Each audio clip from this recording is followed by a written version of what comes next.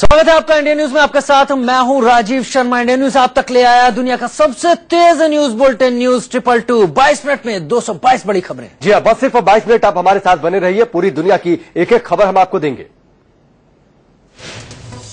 आज से गणेश महोत्सव की शुरुआत हो रही है। 10 दिनों तक चलने वाले गणेश महोत्सव को लेकर महाराष्ट्र में जबरदस्त उत्साह है। इस मौके पर मुंबई सहित कई बड़े शहरों में गणेश जी के बड़े बड़े पंडाल लगाए गए हैं। हर बार की तरह इस बार भी गणपति बप्पा के कई रूप देखने को मिल रहे हैं। छोटे से लेकर बड़े आकार के गणेश जी को बड़े ही खूबसूरत तरीके से सजाया गया है। गणेश महोत्सव को लेकर मुंबई में सुरक्षा के तगड़े इंतजाम है। पुलिस ने छेड़छाड़ और आतंकी घटनाओं से निपटने की खास तैयारी की है। किसी भी तरह की अनहोनी से निपटने के लिए स्टेट रिजर्व पुलिस फोर्स की 12 टीमें मौजूद रहेंगी। गणेश उत्सव की सुरक्षा को लेकर सेंट्रल पैरामिलिट्री फोर्स की 10 टीमें भी तैनात रहेंगी।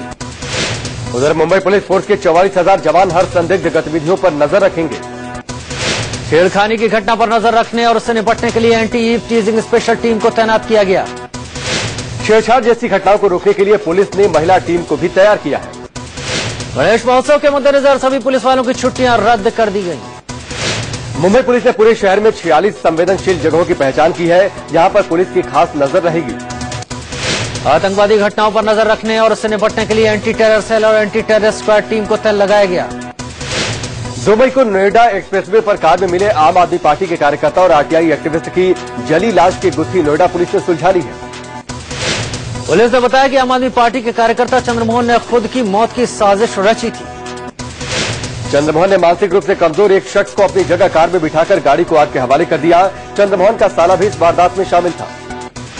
मानसिक रूप से बीमार आदमी को जलाने के बाद चंद्रमोहन बेंगलोर चला गया, जहां वो नितिन शर्मा के नाम से रह रहा था। पुलिस के मुताबिक चंद्रमोहन नितिन शर्मा नाम से फर्जी कागजात के आधार पर होंडा कंपनी में काम कर रहा था।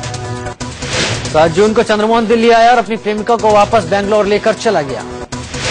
7 जून को लड़की के घर वालों ने गुमशुदगी की रिपोर्ट कांसा थाने में दर्ज कराई। चंद्रमोहन ने पैसे की कमी होने के चलते अपनी प्रेमिका के घर वालों के पास बेंगलोर से फोन किया।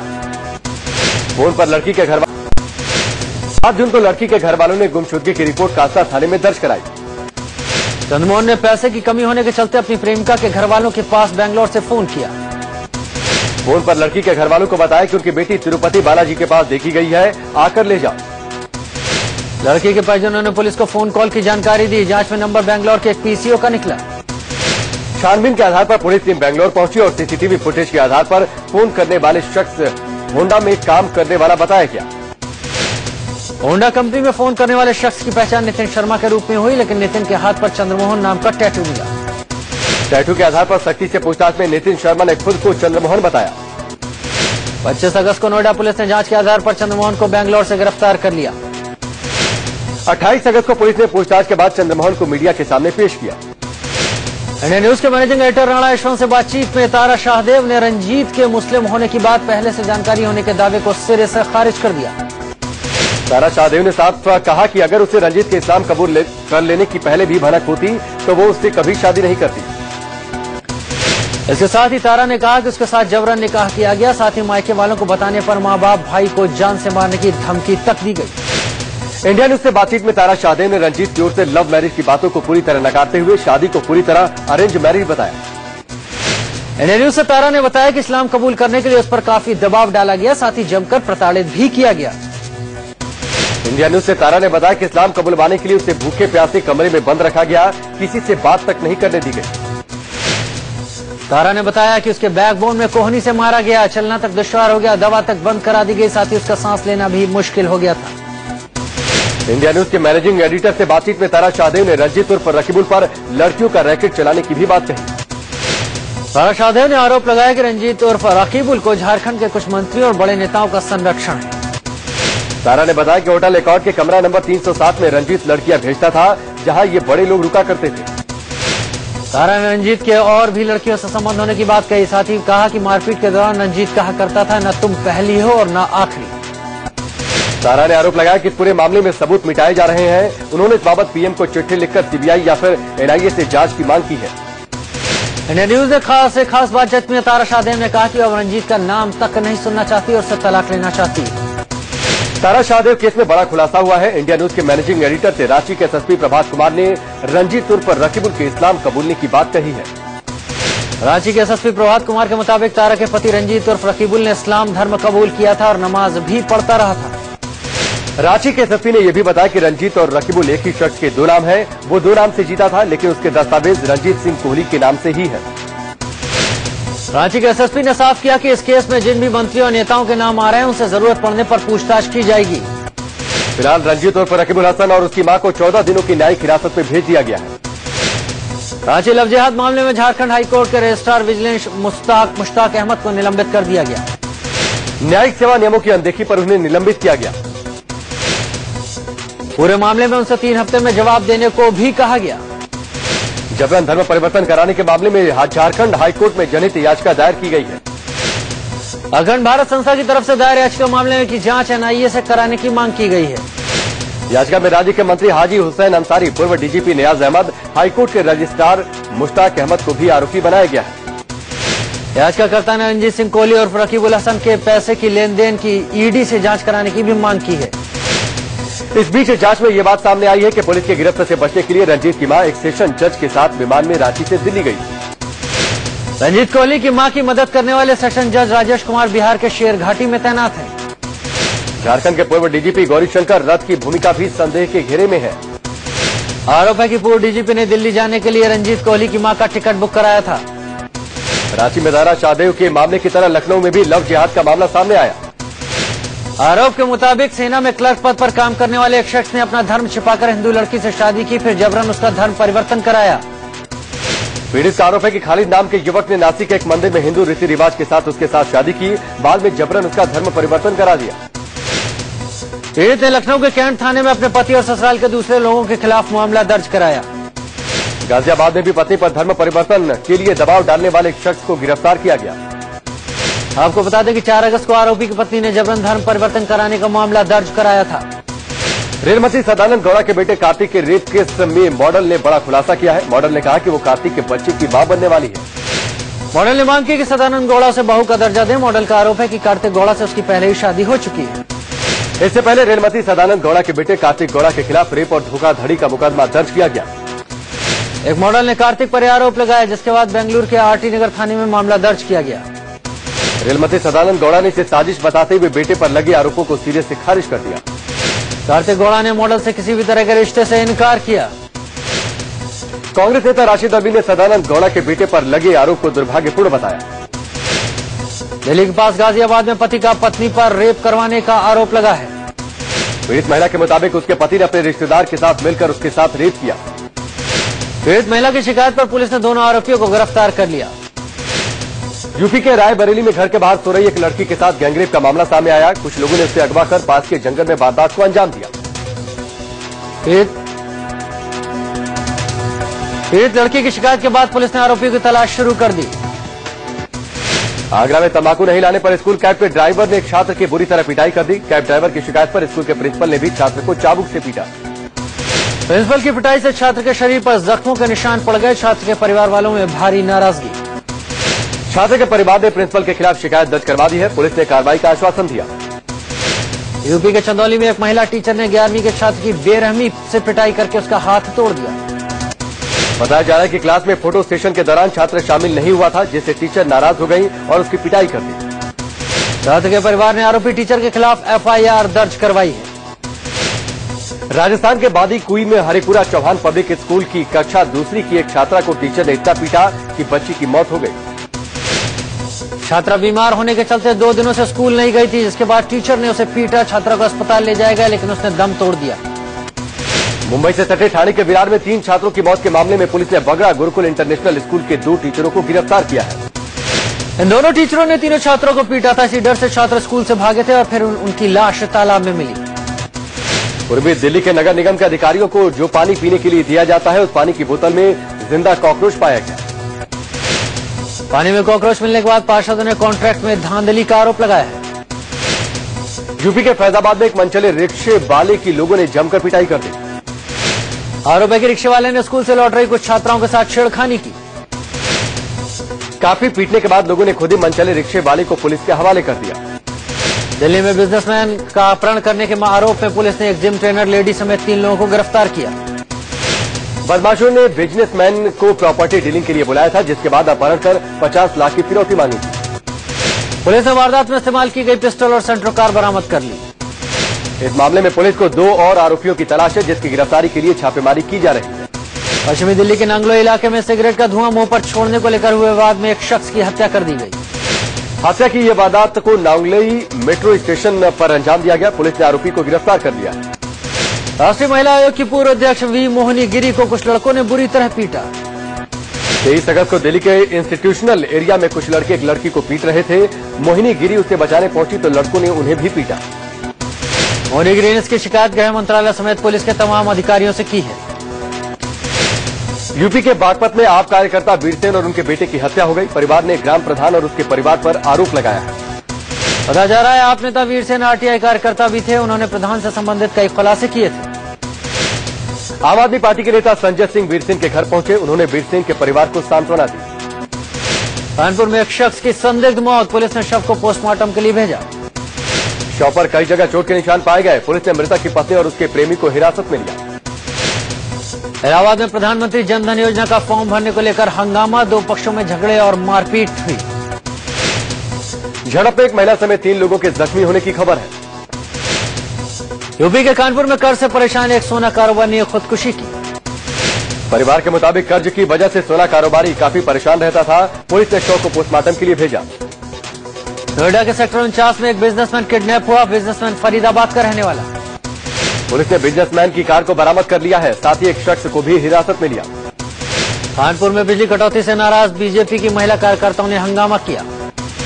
बीजेपी की महिला कार्यकर्ता बिजली सब स्टेशन में घुस गई और सब स्टेशन के एसडीओ को चूड़ियां पहना दी। यूपी के मेरठ में बिगड़ी कानून व्यवस्था के विरोध में बीजेपी ने एसएसपी दफ्तर का घेराव किया। यूपी बीजेपी अध्यक्ष लक्ष्मीकांत वाजपेयी भी प्रदर्शन में शामिल हुए। सभी ने राज्य सरकार के खिलाफ नारेबाजी की। मध्य प्रदेश के इंदौर में अतिक्रमण हटाने के दौरान पुलिस और प्रदर्शनकारियों में झड़प हो गई। पुलिस और नगर निगम का दस्ता पटेल नगर इलाके में अवैध रूप से बने 40 मकानों को गिराने पहुंचा था, तभी ये झड़प हुई।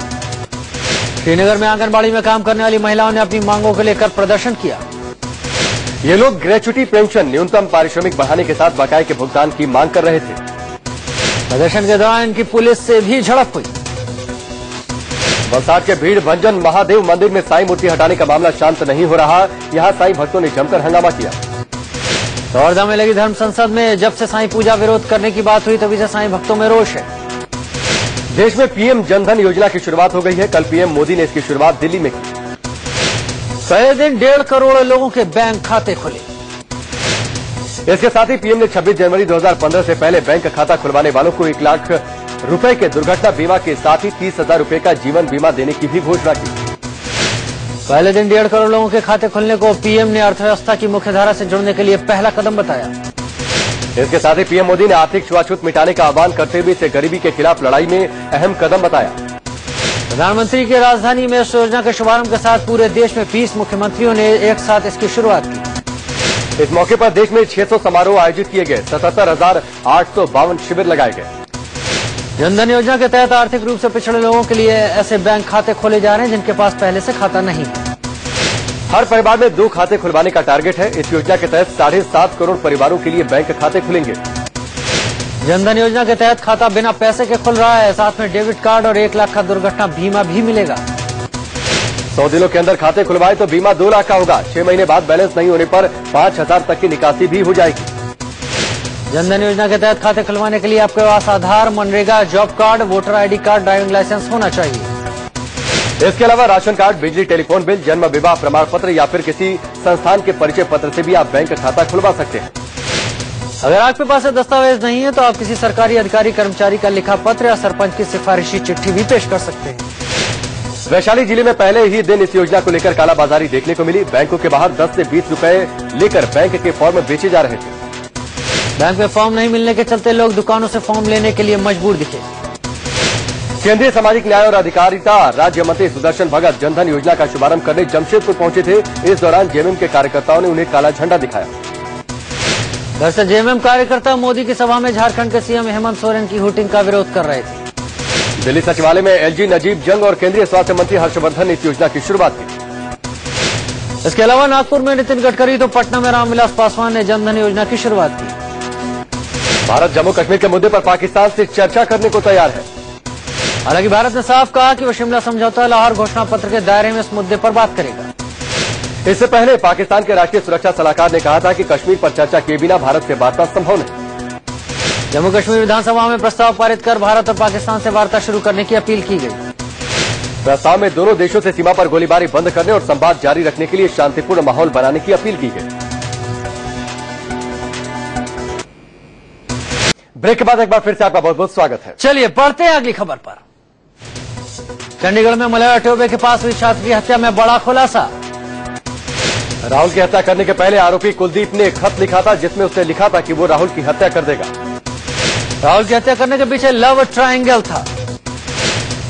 सागर के अजाक शाखा में तैनात डीएसपी यशवंत ठाकुर ने गुरुवार को फांसी लगाकर आत्महत्या कर ली। डीएसपी का परिवार देवरी में रहता है, वो वहां अकेले रहते थे।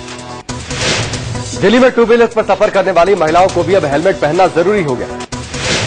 चाहे वो आगे बैठी हो या पीछे, महिलाओं के लिए हेलमेट पहनना जरूरी कर दिया गया है। दिल्ली सरकार ने इससे संबंधित मोटर वाहन अधिनियम में संशोधन भी किया। हजारों करोड़ के शारदा चिटफंड घोटाले मामले में पश्चिम बंगाल, असम और महाराष्ट्र के 22 ठिकानों पर छापे पड़े। सीबीआई ने असम के पूर्व मंत्री और मौजूदा विधायक हेमंत बी शर्मा, पूर्व डीजीपी शंकर बरुआ और गायक सदानंद गोगोई के घर पर भी छापेमारी की। अलीगढ़ में वाल्मीकि समाज के 72 लोगों ने ईसाई धर्म छोड़कर एक बार फिर हिंदू धर्म अपना लिया। अलीगढ़ के असरोई में बाकायदा शुद्धिकरण समारोह का आयोजन किया गया था। सभी ने 1995 में अपना धर्म बदलकर ईसाई धर्म को अपना लिया था। गृह राज्य मंत्री किरण रिजिजू ने कहा है कि पिछली यूपीए सरकार गलत नक्शे का इस्तेमाल कर रही थी, जिसकी वजह से अरुणाचल प्रदेश के 2 अहम हिस्सों को चीन अपना बता रहा है। किरण रिजिजू ने अरुणाचल बाढ़ग्रस्त इलाकों का दौरा किया। बीजेपी के नेता योगी आदित्यनाथ उत्तर प्रदेश उपचुनाव में बीजेपी के मुख्य प्रचारकर्ताओं में शामिल किए गए हैं। केंद्रीय मंत्री कलराज मिश्र और पार्टी राज्य इकाई के अध्यक्ष लक्ष्मीकांत वाजपेयी के साथ आदित्यनाथ उपचुनाव में प्रचार करेंगे। 11 सीटों पर यूपी विधानसभा उपचुनाव 13 सितंबर को होगा। कुलदीप बिश्नोई की हरियाणा जनहित कांग्रेस आज अपना घोषणा पत्र जारी करेगी। चंडीगढ़ में 12 बजे पार्टी की पीसी है, जिसमें घोषणा पत्र जारी किया जाएगा। मोदी सरकार बनने के बाद एनडीए में पहली फूट हुई है। हरियाणा जनहित कांग्रेस ने बीजेपी से नाता तोड़कर जन चेतना पार्टी से हाथ मिला लिया। एचजेसी अध्यक्ष कुलदीप बिश्नोई और जन चेतना पार्टी के सुप्रीमो और पूर्व मंत्री विनोद शर्मा ने इस गठबंधन का ऐलान किया। कुलदीप बिश्नोई ने बीजेपी को धोखेबाज पार्टी बताया, कहा ऐसी पार्टी के साथ गठबंधन जारी रखना गलत होता। बिश्नोई ने कहा कि बीजेपी ने 6 बार धोखा दिया और लोकसभा चुनाव में उनकी पार्टी को हराने का काम किया। बिश्नोई ने कहा कि उन्होंने जन चेतना पार्टी के प्रमुख विनोद शर्मा से गठबंधन की गुजारिश की, जिसे उन्होंने स्वीकार कर लिया। एचजेसी अध्यक्ष कुलदीप बिश्नोई ने यह भी कहा कि नया गठबंधन ही हरियाणा में सरकार बनाएगा। हरियाणा जनहित कांग्रेस के साथ गठबंधन होने के बाद जन चेतना पार्टी के अध्यक्ष विनोद शर्मा ने कहा, इस गठबंधन के आगे कोई नहीं टिकेगा और हरियाणा में उनकी ही सरकार बनेगी। जन चेतना पार्टी के अध्यक्ष विनोद शर्मा ने कहा कि कुलदीप बिश्नोई बेहतर मुख्यमंत्री साबित होंगे। साथ ही उन्होंने इसे जनता की इच्छा भी बताया। विनोद शर्मा ने ऐलान किया कि हरियाणा में एचजेसी और जन चेतना पार्टी की सरकार बनते ही हरियाणा सर्विस सिलेक्शन कमीशन को भंग कर इंटरव्यू सिस्टम खत्म किया जाएगा। जन चेतना पार्टी के अध्यक्ष विनोद शर्मा ने यह भी कहा कि अधिकारियों को मिलने वाला बेजा फायदा बंद किया जाएगा। हरियाणा जनहित कांग्रेस के बीजेपी से अलग होने के बाद शिवसेना में भी छटपटाहट शुरू। शिवसेना को लगता है कि बीजेपी आलाकमान उनकी पार्टी के साथ भी कुलदीप बिश्नोई जैसा व्यवहार कर सकती है। शिवसेना सांसदों ने पार्टी प्रमुख उद्धव ठाकरे से बीजेपी के साथ गठबंधन को लेकर दोबारा विचार की अपील की। शिवसेना सांसदों ने अंदेशा जताया कि कहीं उनका भी हाल हरियाणा जनहित कांग्रेस जैसा न हो जाए। आरपीआई के अध्यक्ष रामदास अठावले ने बीजेपी अध्यक्ष अमित शाह से मुलाकात कर महाराष्ट्र में 8 सीटों की मांग की। इसके साथ ही अठावले ने विधानसभा चुनाव में 8 सीटें नहीं मिलने पर बीजेपी से नाता तोड़ लेने की धमकी भी दी। और केंद्रीय मंत्री और बीजेपी के दिवंगत नेता गोपीनाथ मुंडे की बेटी पंकजा मुंडे की संघर्ष यात्रा कल से शुरू। 14 दिनों तक चलने वाली यह संघर्ष यात्रा महाराष्ट्र के अलग अलग इलाकों से होकर गुजरेगी। बीजेपी की तरह कांग्रेस में भी अब यह मांग उठने लगी कि बुजुर्ग नेताओं को अहम पदों पर नहीं रहना चाहिए। कांग्रेस नेता जनार्दन द्विवेदी के मुताबिक नेताओं को 70 साल के बाद सक्रिय पदों पर नहीं रहना चाहिए। इससे पहले पीएम नरेंद्र मोदी पार्टी और सरकार से 75 साल से अधिक उम्र के नेताओं को अहम भूमिका से अलग कर चुके हैं। टीएमसी के विधायक दीपक हालदर ने रेप पर दिए विवादित बयान के बाद माफी मांग ली है। आपको बता दें, दीपक हालदर ने कहा था, बलात्कार पहले भी थे, बलात्कार आज भी हैं, जब तक देह धरती रहेगी तब तक बलात्कार होते रहेंगे। कार्डिफ वनडे में शानदार शतक जड़ने वाले स्मिथ रैना ने टीम के डायरेक्टर रवि शास्त्री की जमकर तारीफ की है। रैना ने कहा शास्त्री ने टीम का काफी मनोबल बढ़ाया। टीम इंडिया को नया प्रायोजक मिल गया है। अब माइक्रोमैक्स साल 2014-15 के दौरान भारतीय सरजमी पर होने वाले मैच